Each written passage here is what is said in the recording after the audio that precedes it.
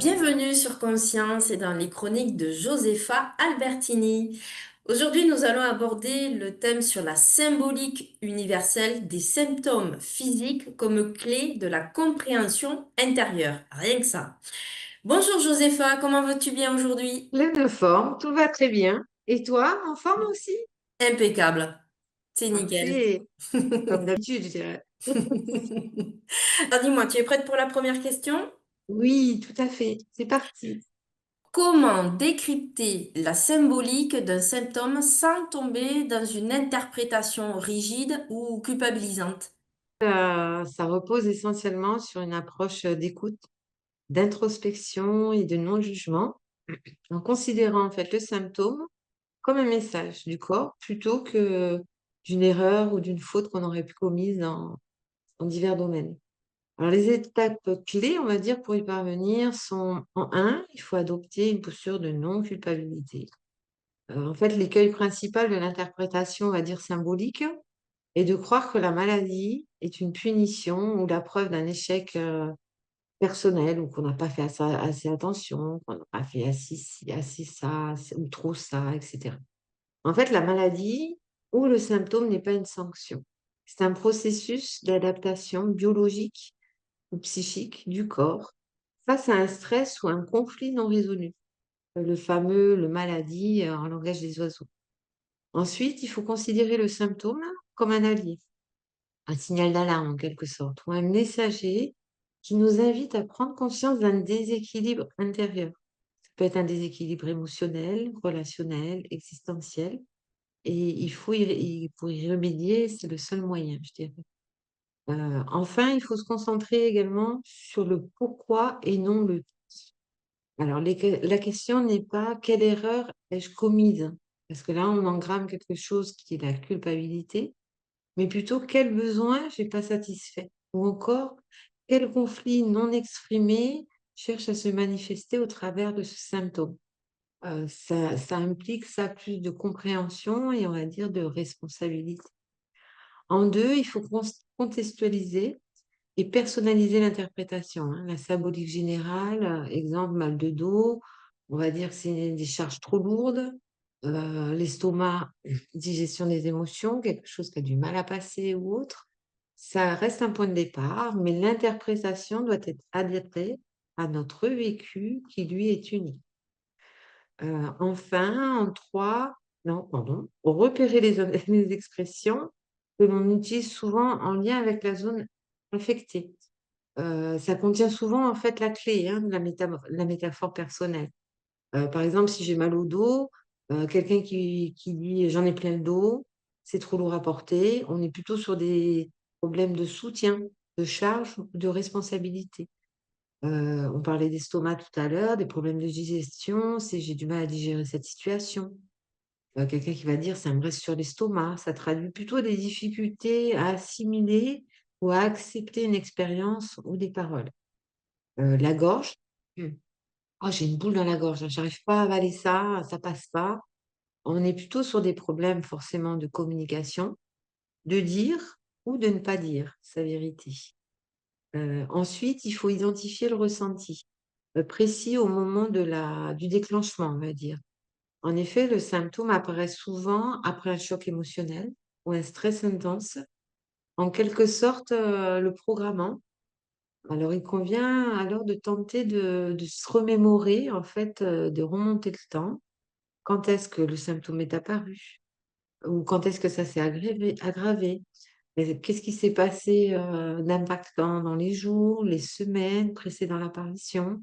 Est-ce qu'il y a eu une rupture, par exemple, un deuil, un conflit personnel, professionnel, un changement, de tout ordre et j'en passe? Hem, en fait, c'est pour tenter de déterminer quel était aussi le ressenti profond à ce moment-là.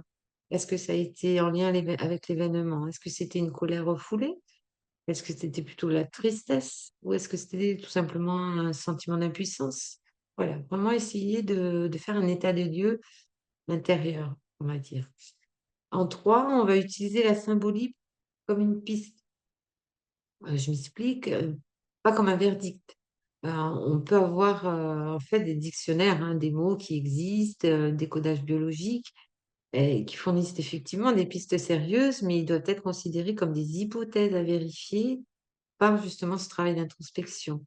Par exemple, on peut dire qu'un mal de tête, ça peut symboliser une colère refoulée, qui peut être en lien avec le foie, ou un besoin de tout contrôler, qui va être là en lien avec la tête, excès mental. Il convient en fait d'accepter que l'interprétation, hem, elle peut être exacte que si elle résonne profondément et fait sens pour soi, en fait, hein. Il ne faut pas prendre argent comptant, il faut vraiment essayer de faire ce travail et bien entendu, il faut éviter la généralisation rigide. Bien que la colère, par exemple, soit souvent associée au foie, la tristesse aux poumons, hein, selon la médecine traditionnelle chinoise, hein, ou d'autres approches, ça signifie pas qu'il y a une infection du foie ou qui est due à la colère, hein. Faut éviter de faire des amalgames.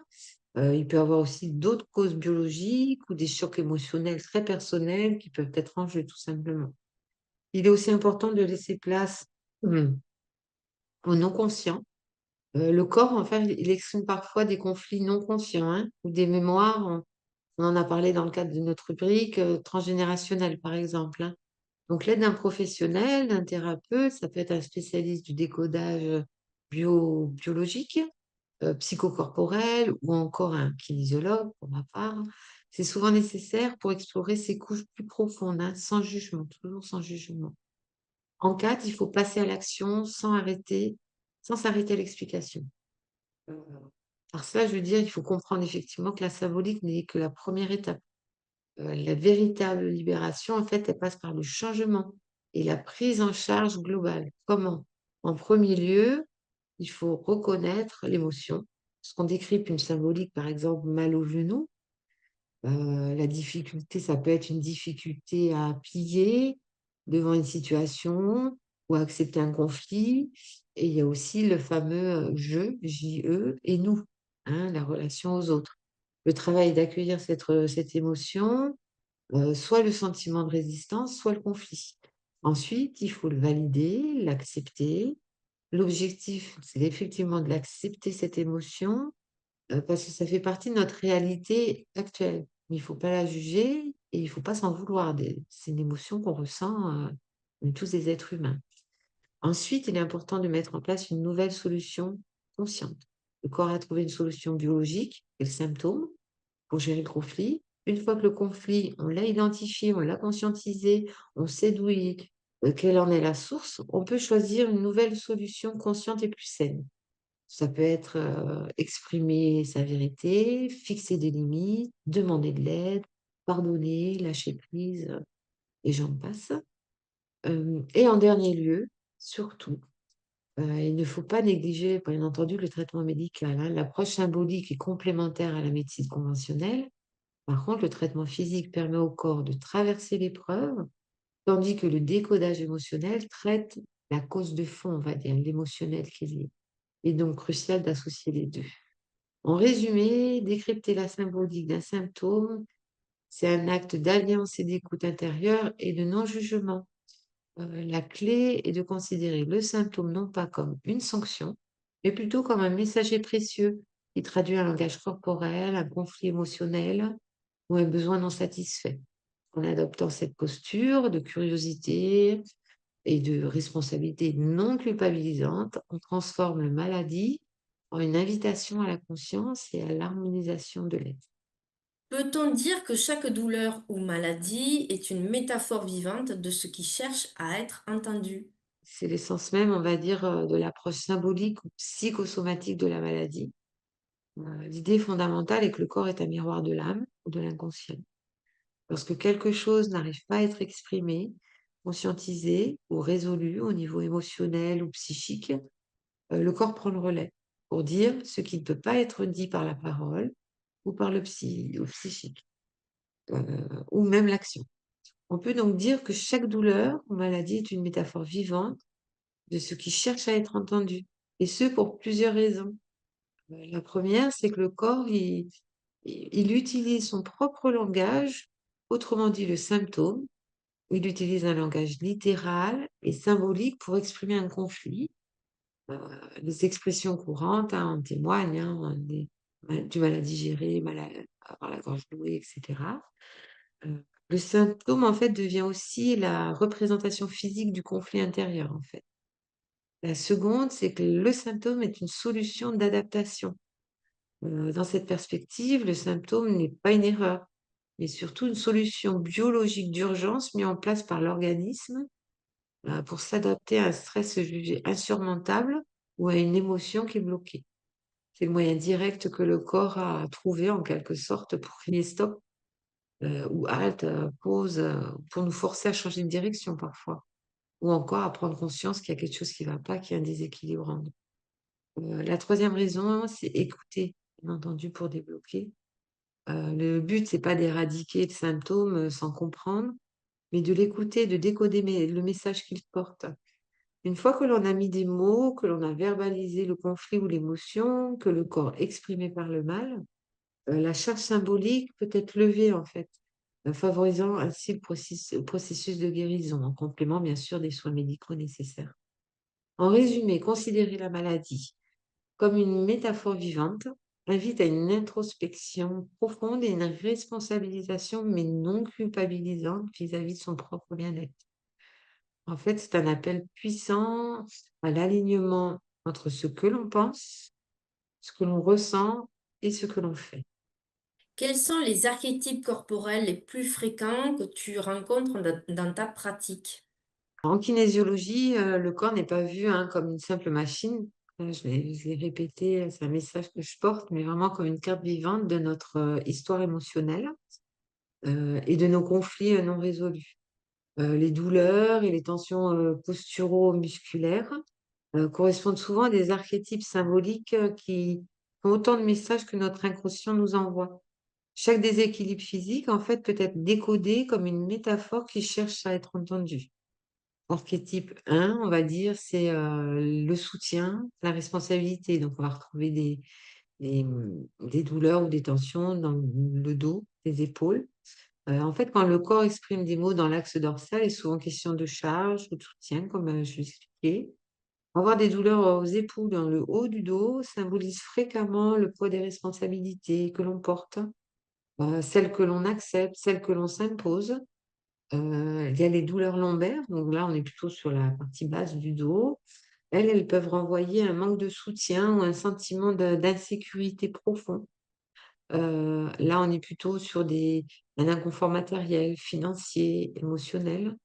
Littéralement, le corps nous dit en fait, «J'en ai plein le dos. Ça, c'est trop pour moi, c'est trop lourd à porter». Ensuite, on a en 2 les archétypes, de l'action et de l'expression. La gorge, les bras, les mains. C'est la partie supérieure du corps et les membres en fait, bras, mains et cetera, traduisent notre rapport, au monde et à l'action. La gorge et le cou sont forcément, des zones liées à la communication et à la flexibilité. Une raideur ou un mal de gorge signale souvent une émotion bloquée, quelque chose que l'on n'arrive pas à dire ou un refus de plier ou de considérer un autre point de vue quand on est très psychorigide quelque part. Le message est un appel à s'exprimer et à être un peu plus souple.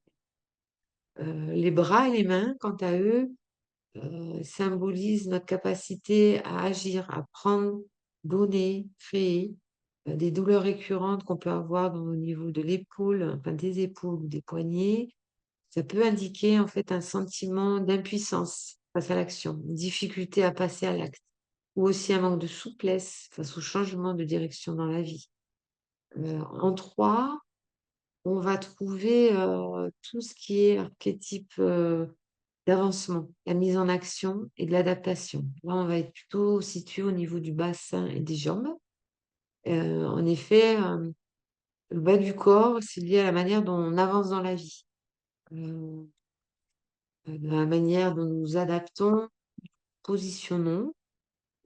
Ainsi, les douleurs aux genoux, j'en ai un peu parlé, mais c'est souvent associé à notre capacité à plier, si on manque d'humidité ou de souplesse et au conflit du genou. Le corps, en fait, il exprime une résistance à l'adaptation, une difficulté à trouver sa place dans une relation ou un groupe sans perdre son individualité. On a les chevilles et les pieds. Ce sont des zones qui incarnent la stabilité et l'élan vers l'avant. Des entorses ou des douleurs fréquentes peuvent refléter un manque de sécurité intérieure ou une hésitation, un sentiment de faire du surplace ou la peur d'avancer dans une nouvelle direction. Enfin, en 4, on va retrouver, des archétypes viscéraux. Là, c'est vraiment en lien avec les émotions profondes et c'est selon la médecine traditionnelle chinoise, hein, à laquelle la kinésiologie se réfère, souvent. Chaque organe est le siège d'une émotion. L'estomac, ça va être l'anxiété, la difficulté à digérer les nouvelles situations. Le foie, c'est la colère ou la rancœur non exprimée. Les reins stockent la peur ou le sentiment d'insécurité. Les poumons, le gros intestin, ça va être lié à la tristesse, au deuil ou difficulté de lâcher prise. En kinésiologie, en fait, le travail va consister à utiliser toujours le test musculaire pour identifier lequel de ces archétypes symboliques est activé par le stress. Ça va permettre ainsi de conscientiser le message et le désactiver au niveau corporel et émotionnel. Le symptôme est alors traité non pas comme un ennemi, mais comme un guide vers un rééquilibrage intérieur. Comment accompagner quelqu'un à écouter son corps comme un langage plutôt qu'à le combattre comme un ennemi, selon toi? C'est un processus en fait qui demande, patience, validation et établissement, forcément d'une nouvelle, relation basée sur la curiosité et l'alliance avec soi-même. Je dirais que les étapes clés, guider ou accompagner une personne, résident dans la première qui consiste à déconstruire la perception du corps comme un champ de bataille, valider le symptôme et surtout changer de vocabulaire. Remplacer, parce qu'on a tendance, hein, quand on est face à une maladie, à utiliser un vocabulaire un peu guerrier, heu comme, on va combattre la douleur, on va attaquer la maladie, on va lutter contre le corps. Faudrait plutôt associer des mots un peu plus doux et neutres, comme on va accueillir, on va écouter, on va décoder, on va dialoguer, on va collaborer avec le symptôme. Il faut également affirmer le symptôme, comme un messager. En se rappelant constamment que le corps ne cherche pas à nuire, mais à protéger en signalant un déséquilibre profond. Le symptôme est une solution parfois inconfortable, parfois brutale, parfois très douloureuse ou autre, certes, mais c'est la solution que le corps a trouvée en fait pour gérer la situation. Donc le corps, il ne nous attaque pas, bien au contraire, il nous parle. Il convient aussi de normaliser, la douleur émotionnelle en aidant la personne à reconnaître que la douleur est une alerte, heu, qu'elle soit physique ou émotionnelle d'ailleurs, hein. On peut dire ce serait comme une alarme d'incendie. Elle n'est pas un problème, elle est juste un signal d'un problème sous-jacent.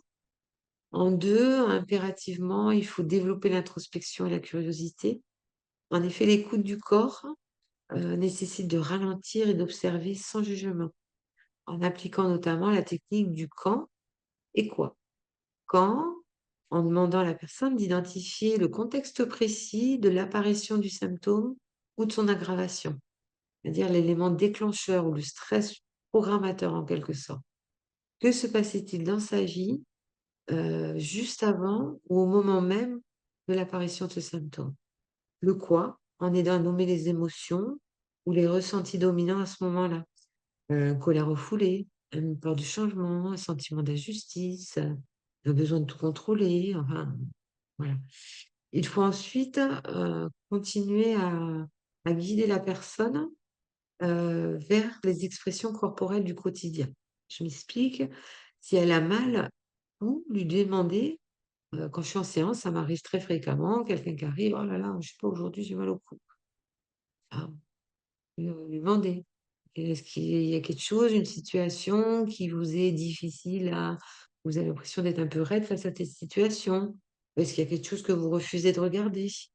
Heu, Si la personne me dit: «Oh, j'ai l'estomac en ce moment qui est un peu, barbouillé, je» ah, quelque chose que vous avez du mal à digérer dans votre vie actuellement? Ou voilà, c'est vraiment des pistes, des liens qui permettent de conscientiser qu'effectivement, la douleur n'est pas apparue, ça. Il y a vraiment une source. Et enfin, il convient aussi de l'encourager à s'accorder des moments d'arrêt pour simplement ressentir la zone douloureuse, en l'invitant à la décrire sans l'analyser, en fait.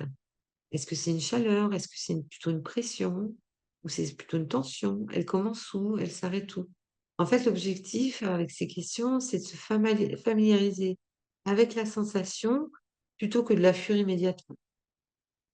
Et enfin, en croix, il faut tenter de traduire le message en besoin et en action.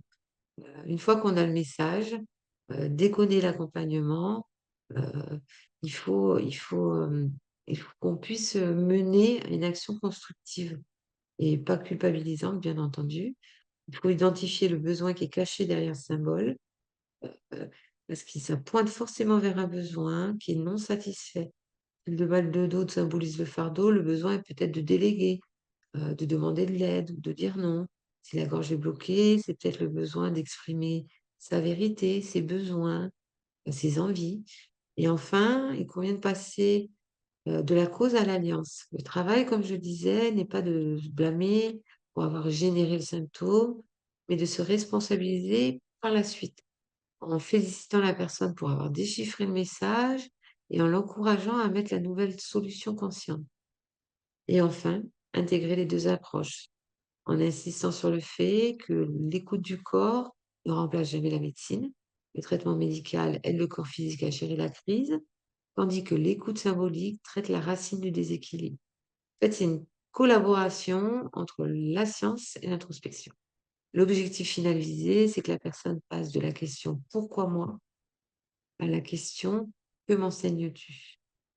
Merci à vous derrière votre écran de nous avoir suivis. On se retrouve très bientôt sur Conscience pour de nouvelles chroniques pleines de partage et de bonne humeur. Merci, à très vite.